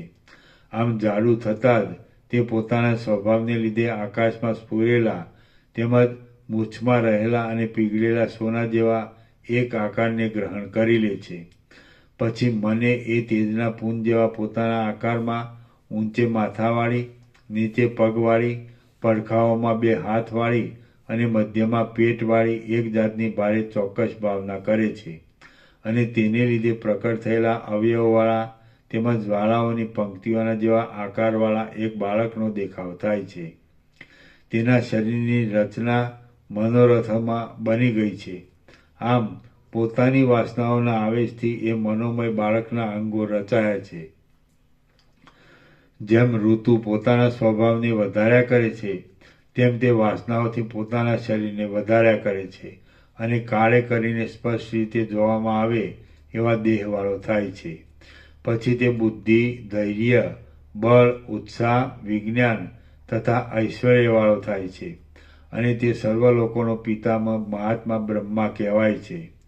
પીગળતા સોના જેવી કાંતિવાળા અને મહાચૈતન્યમાંથી પ્રગટ થયેલા એ બ્રહ્મા મહાચૈતન્યમાં જે સત્તાથી રહ્યા છે, તે જ સત્તાથી પોતામાં પોતાના અજ્ઞાનને જ આકાશાદિ પંચીકૃત સ્થૂળ ભૂતો રૂપે બનાવે છે. તે એક સમયે અપાર, આદિ, મધ્ય તથા અંત વગરના મોટા આકાશને બનાવે છે. એક સમયે પ્રબળ ગતિવાળા વાયુને બનાવે છે. એક સમયે પ્રલયકાળના દાવાનળની જેમ જ્વાળાઓથી દીપતા તેજને બનાવે છે. એક સમયે નિર્મળ જળને બનાવે છે અને એક સમયે ઘણા વિસ્તારવાળી પૃથ્વીને બનાવે છે. એ 5 ભૂતોમાંથી કાળા વિષ્ણુને બનાવી લઈ તેની નાભીમાં એક કમળ બનાવીને તે કમળમાં પોતે રહે છે અને પ્રકટ થાય છે. ત્યારથી તે પોતાની વાસનાઓના સામર્થ્યને લીધે બીજા પણ એવા પ્રકારના સમુદ્રો, ભુવનો, વૃક્ષો, પર્વતો તથા પ્રાણીઓ આદિ પદાર્થોને બનાવ્યા કરે છે. અનેક રૂપોવાળા વિચિત્ર પદાર્થોને કલ્પનાથી જ બનાવ્યા કરતા એ બ્રહ્મા લીલા માત્રમાં કલ્પનાથી જ પાલક આકારોને બનાવે છે અને તે પદાર્થોનું પાલન કરે છે. પોતે પ્રકટ થયા ત્યારથી જ એ બ્રહ્મા આવી ખટપટમાં લાગી ગયા. એક સમયે તે અજ્ઞાનના પ્રાબલ્યથી પોતાના દેહને તથા વ્યવહાર આદિને ભૂલીને સૂઈ ગયા. પછી એ નિંદ્રા જતી રહી ત્યારે એટલે સૃષ્ટિના સમયરૂપ બીજો દિવસ પ્રાપ્ત થયો. તે વખતે વળી તે પોતાના કલ્પનામય પ્રકાશિત શરીરને જોવા લાગ્યા. તે શરીર પ્રાણના તથા અપાનના પ્રવાહોવાળું, જાણે પદાર્થો ગોઠવાઈને બન્યું હોય એવું કરોડો રૂવાળોથી વ્યાપ્ત અને 32 દાંતવાળું હતું. તે બે સાથળના અસ્થિઓ તથા એક બરડાનું અસ્થિ મળીને 3 મોટા સ્તંભોવાળું, પ્રાણરૂપ 5 દેવતાઓવાળું, નીચે 2 પગવાળું, હાથ, પગ, માથું, છાતી તથા પેટ એ 5 ભાગોવાળું, મુખ આદિ 9 છિદ્રોવાળું અને ઉપર ચામડીરૂપ લેપને લીધે કુણાશવાળું હતું. વળી તે 20 આંગળીઓવાળું, 20 નખોવાળું, 2 હાથવાળું, 2 સ્તનવાળું, 2 નેત્રવાળું અને ઈચ્છા થાય તો તેમાં ઘણા નેત્ર તથા ઘણા હાથ આદિ પણ કરી શકાય એવું હતું. તે ચિત્તરૂપી પક્ષીના માળારૂપ હતું, કામદેવરૂપી સર્પના રાફડારૂપ હતું, તૃષ્ણારૂપી પિશાચનીના નિવાસરૂપ હતું અને જીવરૂપ કેસરીને રહેવાની ગુફારૂપ હતું. તે અભિમાનીરૂપી હાથીને બંધાવાના ખીલારૂપ હતું. તે અભિમાનરૂપી હાથીને બંધાવાના ખીલારૂપ હતું. હૃદયરૂપી કમળથી શોભિતું હતું અને અત્યંત સુંદરતાવાળું હતું. પોતાના આવા ઉત્તમ શરીરને જોઈને ત્રિકાળ જ્ઞાની ભગવાન બ્રહ્મા વિચાર કરવા લાગ્યા કે આ શ્યામતાવાળા અપાર અને અનંત એવા આકાશમાં પહેલું શું હતું. આમ વિચારતા જ બ્રહ્માને તરત તે વિષયનું સ્પષ્ટ જ્ઞાન પ્રાપ્ત થયું. તે પ્રાપ્ત થતાં જ આગળ થઈ ગયેલી અનેક સૃષ્ટિઓ તેમના ધ્યાનમાં આવી અને તેમને અનુક્રમે સઘળા જીવોના પુણ્ય પાપોનું પણ સ્મરણ થયું. પછી જેમ વર્ષાઋતુ પુષ્પો પ્રકટ કરે છે તેમ બ્રહ્માએ જાણવામાં આવેલા વેદોના આધારથી વિચિત્ર પ્રકારના સંકલ્પો વારંવાર કરીને લીલા માત્રામાં પ્રજાઓને પ્રકટ કરી. જેમ અનેક આચાર વિચારોવાળા ગંધર્વ નગરને ઉત્પન્ન કરે તેમ બ્રહ્માઓએ પ્રજાને ઉત્પન્ન કરી. બ્રહ્માઓને નહીં. જેમ અનેક આચાર વિચારોવાળા ગંધર્વ નગરને ઉત્પન્ન કરે તેમ બ્રહ્માએ પ્રજાને ઉત્પન્ન કરી અને તે પ્રજાઓને સ્વર્ગ, મોક્ષ, ધર્મ, અર્થ તથા કામની સિદ્ધિ માટે વિચિત્ર પ્રકારના અનંત શાસ્ત્રો પણ રચ્યા.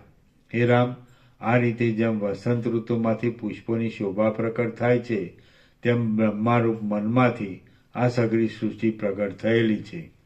હે રામ, આ જગતમાં બ્રહ્માનું રૂપ ધરનારું એ મન જ છે. વળી એ મનને કલ્પના માત્રથી જ અનેક પ્રકારની રચનાઓવાળા ક્રિયાઓના વિલાસો ઉત્પન્ન કરીને સૃષ્ટિની શોભાને વિલક્ષણ સ્થિતિ આપી છે. શ્રી યોગ વાસિષ્ઠ મહારામાયણમાં સ્થિતિ પ્રકરણનો સંસાર અવતરણ પ્રતિપાદન ઉપદેશ નામનો સર્ગ 44મો સમાપ્ત. ઓમ ઓમ ઓમ. પાના નંબર 505 પૂરા થયા. પ્રસાદ આપી દો.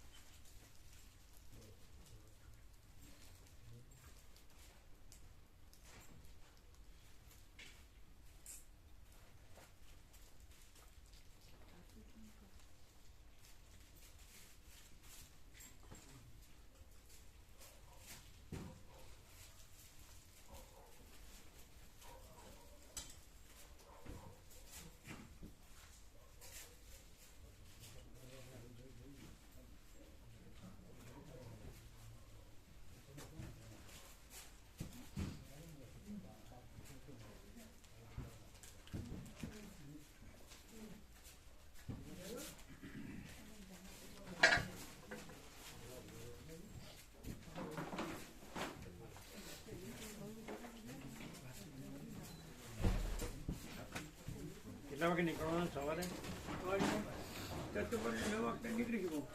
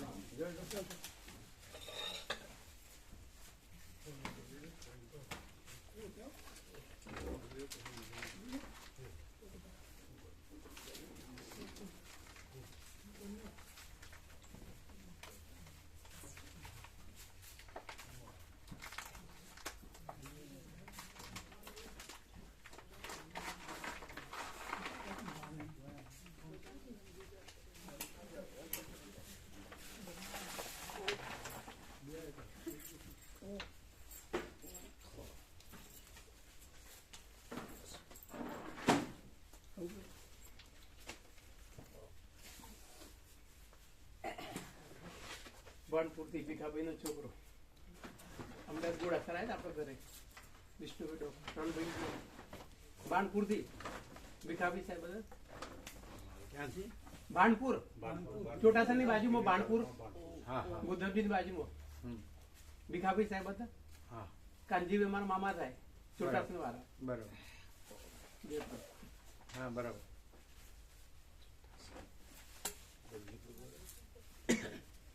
એટલે દલા પ્રભુ ત્યાં લાવેલા. હા સૌથી પહેલા એ આવતા એ મારા ફુવા થાય. ઘોડાસર આપણા ઘરે આપતો ધારેરા ઘોડાસર અમદાવાદ.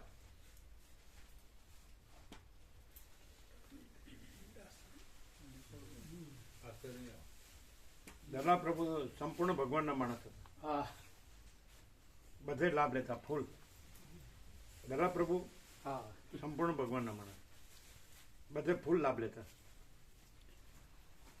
કાનજી પ્રભુ આવે છે, કાનજી પ્રભુ આવે છે, લાભ લે છે. એ તો વહેલા પણ અત્યારે કાનજી પ્રભુ લાભ લે છે. હા એ આવે છે.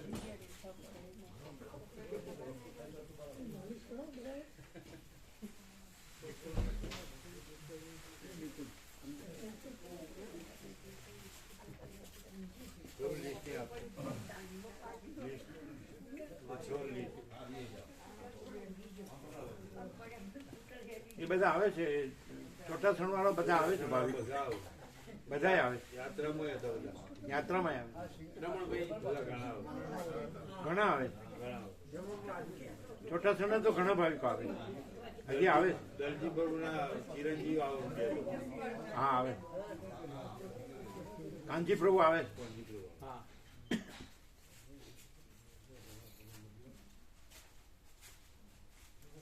પ્રસાદ લેવડાવજો.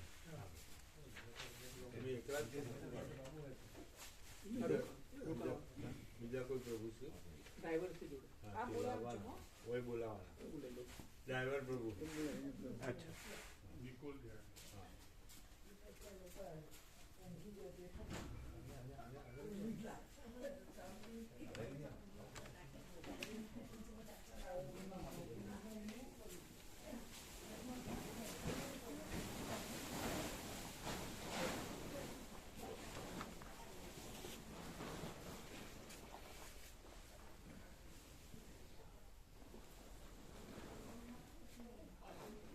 પરમ દિવસે રમણ જયંતિ છે એટલે કદાચ બધા આવશે. હા આવશે. 30 તારીખ હા ચોટાસણ આવશે બધા. ચોરીવાડથી રમણ પ્રભુનો ફોન આવ્યો તો આવવાના. ચોરીવાડથી રમણ પ્રભુનો ફોન આવ્યો તો આજે. રમણ પ્રભુ ચોરીવાડ. ચોરીવાડ કે ચોટાસણ? રમણ બહુ તો ચોટા છે. હોસ્પિટલમાં જે એમણે જ મને નહીં એડ્રેસ આપ્યું હતું. મંગળવાર આવશે. મને કે મંગળવાર આવજો, સત્સંગ સારો થશે. હા મંગળ. ના પણ હા મંગળવારે સવારે રમણ જયંતિ. ચોટાસણ થી કોનો ફોન હતો? રમણ રમણભાઈ બહુ. રમણ બહુ. ડોક્ટર ને તો દવાખાના હા એટલે એ એકલા નહીં આવે, બધા આવશે ને. આવશે. કંઈક મને એમને બધા આવા. આવીશું કહેતા હતા. હે અમે બધા આવીશું કહેતા હતા. બધા આવશે, બધા આવશે. ફોન આવ્યો તો અમને આજે. એટલે પરમ દિવસે જ ને, આ પરમ દિવસે. મંગળવારે. સવારે 7 વાગે. એટલે 9 થી 11 તત્વબોધ થશે. 9 થી 11 સવારે ચા પાણી નાસ્તો, પછી 9 થી 11 થતું અને પછી ભોજન પ્રસાદ 12 વાગે.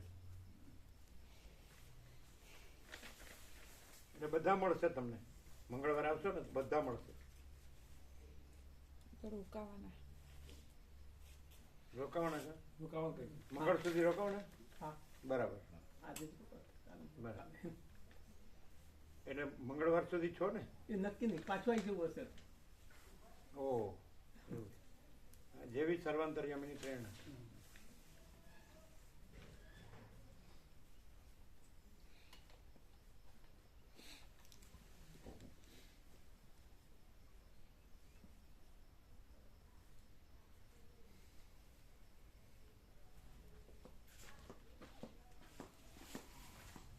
બરાબર.